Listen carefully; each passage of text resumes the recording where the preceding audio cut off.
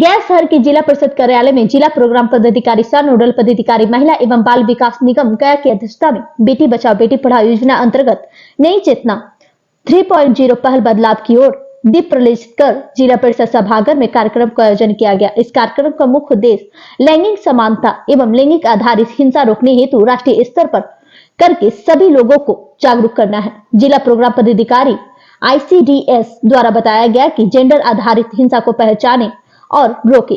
Gender आधारित हिंसा और घरेलू हिंसा, दहेज उत्पीड़न, छेड़छाड़, बाल विवाह आदि के रोकथाम के बारे में विस्तृत जानकारी दिया गया। वन स्टॉप सेंटर की सेंटर प्रशासक आरती कुमारी ने वन स्टॉप सेंटर के क्रियाकलापों की विस्तृत जानकारी देते हुए बताया कि घर, परिवार, समाज, कार्यस्थल कहीं भी जेंडर आधारित हिंसा न करे और ना सहे। जिला hub for empowerment of women के जिला समन्वयक के द्वारा बताया गया कि किशोरी और महिलाओं से संबंधित योजनाओं की जानकारी हेतु जिला समन्वय परिसर में संचालित DHEW कार्यालय से संपर्क कर सहायता प्राप्त कर सकते हैं। इस कार्यक्रम के उपरांत बच्चियों के साथ जिला परिषद के परिसर से गांधी मैदान तक जागरूकता रैली को जिला प्रोग्राम पदाधिकारी ICDS के द्वारा हरी झंडी दिखाकर रवाना किया गया। जिला परियोजना प्रबंधक द्वारा महिला और बाल विकास निगम द्वारा संचालित सभी योजनाओं की विस्तृत जानकारी दी गई।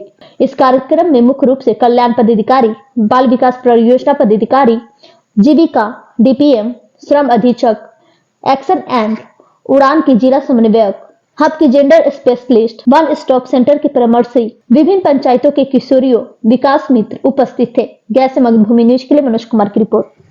सहयोग के लिए धन्यवाद ज्ञापन करते हुए ये अभी जो कार्यक्रम हम लोगों का चल रहा है वो अंतर्राष्ट्रीय महिला हिंसा उन्मूलन अभियान के तहत हम लोग का 16 नवंबर से 23 दिसंबर तक का जो कार्यक्रम था उसका आज समापन अभियान के उपलक्ष्य में हम लोग आज की ये कार्यशाला आयोजित कर रहे हैं, है ना।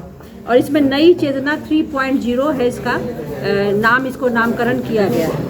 इसमें हम लोग किशोर किशोरी बालिकाओं के बीच में एक जागरूकता अभियान का प्रचार प्रसार करके माध्यम से कि महिलाओं के प्रति जो हिंसा की जा रही है उसकी रोकथाम के लिए उस पर हम लोग सतत प्रयासरत हैं। आप लोग देखते होंगे कि महिलाओं के बीच अभी भी बहुत सारी जागरूकता के बावजूद भी घरेलू हिंसा से प्रताड़ित महिलाएं आती हैं और हमारे वन स्टॉप सेंटर में भी बहुत सारी महिलाएं आती हैं। तो इसके लिए बच्चियों के माध्यम से भी और किशोरियों को भी इसके लिए जागरूक करने की प्रयास हम लोग के द्वारा किया जा रहा है कि ताकि किशोरियों के अंदर में भी ये आत्मविश्वास की भावना को जागृत किया जा सके। ये बेसिकली ये सबसे प्रमुख इस कार्यशाला का महत्वपूर्ण उद्देश्य है। और इस कार्यशाला तो आज यहाँ पर समापन हो रहा है, लेकिन इसके बावजूद हम लोग अपने दिख रहे होंगे सभी CDPO के माध्यम से पूरे जिले के गांव-गांव में आंगनवाड़ी केंद्र को मॉडल बनाते, नोडल पॉइंट चिन्हित करते हुए इस पर पूरी प्रचार प्रसार करेंगे ताकि महिलाओं के बीच आत्मसम्मान की भावना जागृत हो और घरेलू हिंसा एवं अन्य किसी प्रकार की भी हिंसा के विरुद्ध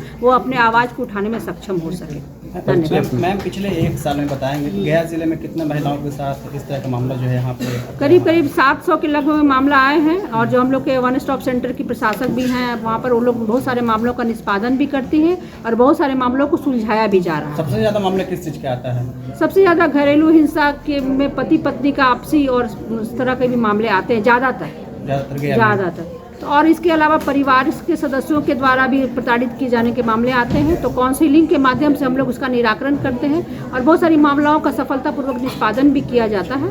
और आगे भी हम लोग इसका प्रयास करते रहेंगे कि आगे भी जिले में इस तरह की महिलाओं को हम लोग उसकी मनोदशा को सुधारते हुए उसको हर तरह से हम लोग का वन स्टॉप सेंटर भी चलता है और उसमें उन लोगों को चिकित्सकीय परामर्श के अलावा उनको काउंसलिंग की सुविधा और इसके साथ साथ उनको जो उनका वकील के माध्यम से पैनल वकील हमारे हैं उनके माध्यम से भी उनको ये जो कार्यक्रम है आज मुख्य रूप से जेंडर आधारित जो हिंसा हो रहा है वो हिंसा को खत्म करना है और वो उसको लेकर प्रशासन और हमारा सरकार सतत प्रयत्नशील है। लेकिन हम ये तब तक साकार नहीं होगा जब तक कि समाज के हर एक इंसान की भागीदारी नहीं होगी, चाहे वो पुरुष हो या महिला हो, हर किसी की इसमें भागीदारी सुनिश्चित करना है ताकि लैंगिक आधारित हिंसा चाहे वो घर में हो रहा हो, परिवार में हो रहा हो, समाज में हो रहा हो या कार्यस्थल पे हो रहा हो, कहीं भी किसी भी प्रकार से यह हिंसा ना तो करे और ना हिंसा सहे, जिसमें समाज के सभी पुरुष और महिलाओं का योगदान होना बहुत ज़रूरी है। और आप मीडिया बंधु जो हैं इसको अपने स्तर पर इस अभियान में आप लोग शामिल होकर इस अभियान को अभियान नहीं महाअभियान बनाना है। मतलब समाज, हर एक इंसान, हर सरकारी कर्मचारी, चाहे वो प्रशासन के हो, सरकार के हो, एक आम नागरिक हो, मीडिया बंधु हो, सभी इसमें शामिल होकर के ये जेंडर आधारित जो हिंसा है इसको समाप्त करना है। मैं सेंटर प्रशासक Aarti Kumari, one stop centre गया। आज का कार्यक्रम है उसका कुछ भाग मैं भी देखती हूँ। मेरे यहाँ घरेलू हिंसा अधिनियम के तहत सुनवाई के लिए जो मामले आते हैं उसमें उस महिला की बात रख के और उनका केस करवा करके जुडिशियल मजिस्ट्रेट के यहाँ उसका सारा बयान दर्ज करके भेजना होता है।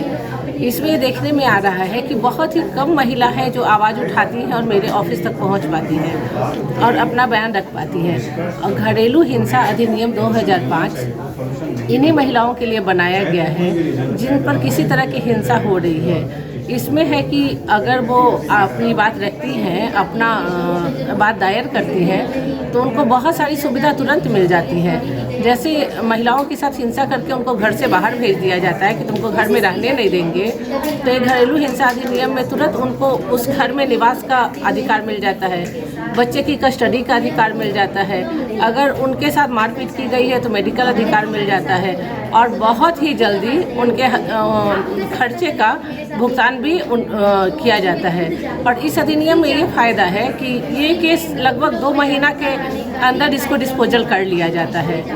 और पहले ये देखा जाता था कि महिला कोई केस करती है तो उनकी सास, ससुर या परिवारजन कोई भी उन पे उल्टा केस कर देते थे, लेकिन ये अधिनियम में केस करने वाली महिला पे कोई केस नहीं हो सकता है। इससे वो निर्भय होकर के इस पे केस करके अपना अधिकार ले सकती है।